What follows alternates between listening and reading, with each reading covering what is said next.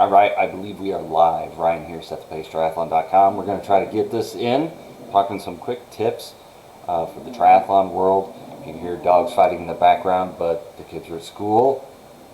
My wife is out of the house doing some stuff for work.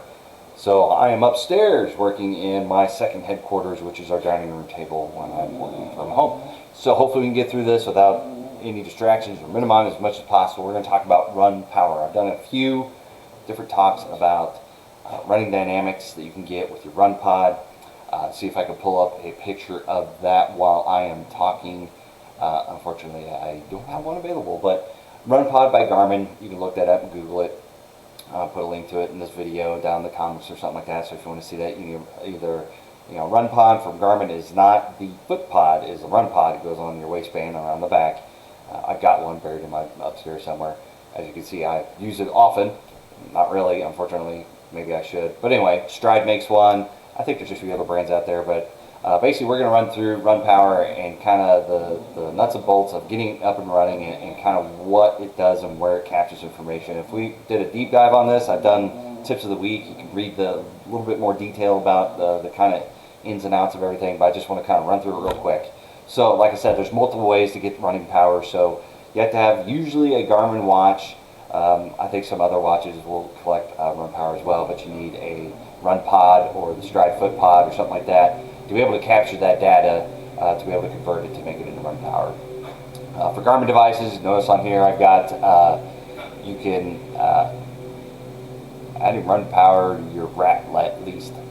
Well, looks like I need to change that, but you can use the HRM Run Strap, HRM Tri Strap, or the Run Dynamics pod. So the pod is the thing that goes on your waistband, but if you got a HRM Run or a Tri Strap, it's usually green or red, or I think the swim one is blue. So just make sure that whenever you buy that strap, a heart rate strap, if you're wanting to get run dynamics and run power out of it, you need to make sure it's compatible with getting that information out of there. You also need to download the Running Power app from the Garmin Connect IQ store. So you need multiple things, and there's other people that make running dynamics information converters out there besides just Garmin. I think I've downloaded a few different ones and played with it and stuff. Personally, I don't use Run Power that much when I'm training, but it is out there, and more and more people are trying. I know TriDot's trying to incorporate it, so if you want to be able to capture it, you got to have these tools. Running Power apps taps into metrics such as pace, vertical oscillation, grade, and even local wind conditions to calculate the power applied to the ground. So it's kind of similar idea as biking is measuring a metric that is independent of grade, hills, wind, all this other stuff. It is a pure force you apply to the pedals in case of a bike, or the pure force you apply to the ground. So it takes all this stuff into account. That's why you need a watch that is pretty new. They'll capture all this information and it'll calculate it in and get you that instantaneous run power when you're doing the workouts. So it's a little bit more background into there, what metrics they capture. Knowing the power can help your pacing. It can kind of normalize it when you're going up hills, when you're going downhill, when you're doing a flat run, or you're running into the wind or something like that, or you're doing a trail run. It's like biking power. It just gives you kind of a baseline of information of here's what I kind of put out power wise in the normal conditions. I go out and I do a threshold test. This is my power. So you can set up your zones, everything, and run by power, and then it's in theory a little bit more pure. So you're taking out all these other conditional factors and you're just looking at power to power to power. So it's apples to apples when you're doing that. So it can help your pacing. So it does consider, and I've written a tip of the week on the Facebook page, so you can go back and look at the post if you want to. Kinetic power, potential power, vertical oscillation power, horizontal oscillation power, and wind and air power. So it takes all these factors in and does calculations to get your run power out of it.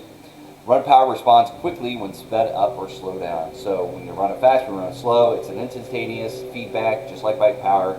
It changes drastically per second depending on what you're doing, or you get that instant feedback, whereas heart rate lags a little bit, so you don't get that instantaneous information, which is why people kind of keep pushing the run powers. They want that instantaneous feedback and information.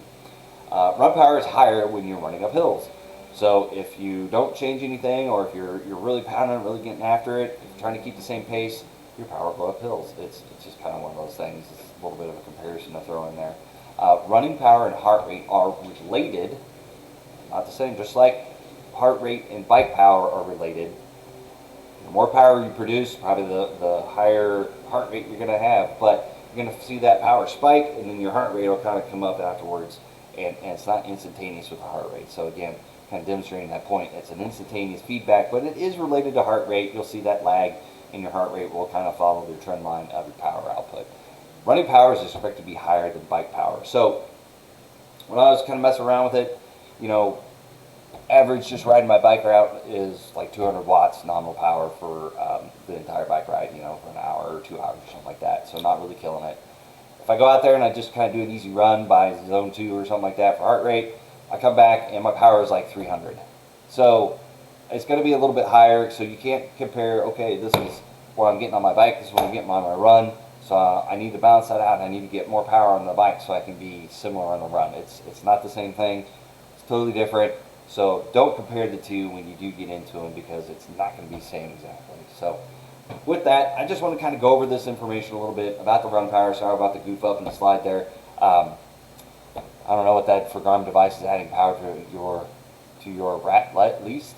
I'll go back and check that and make sure that that's corrected when I post the other graphics and things. But this kind of gives you a rundown of the information that helps you kind of understand run power a little bit, and kind of get you on the tip of the iceberg of what all is involved with it, and maybe kind of get you into dipping your toe into it and kind of messing around with the metrics.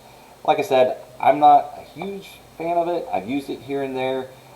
It's just not as polished as I would like to have it, like run power. I mean, there's plenty of books out there about run power, and it's been around for a long time. I think bike power, hope I didn't say run power, but I think run power is coming around. I think the products, especially Stride, they're doing a lot of work in it, and Triathlon's trying to incorporate it in their training and their metrics too. So I think over time that it'll get out there and people will use it. But right now it's just not something that I'm using per se, but it's out there. So if you need any help with that information, there it is. Hopefully this helps you out and gives you a little quick hit information about running power. If you like, give it a thumbs up. If you're seeing this on YouTube, give it a thumbs up, subscribe. If you didn't like it, let me know. Let me know what I can add and do differently to make it worth your time to watch, and hopefully you're getting some out of it. So with that, happy training out there. We'll see you at the finish line of your next race, and happy training.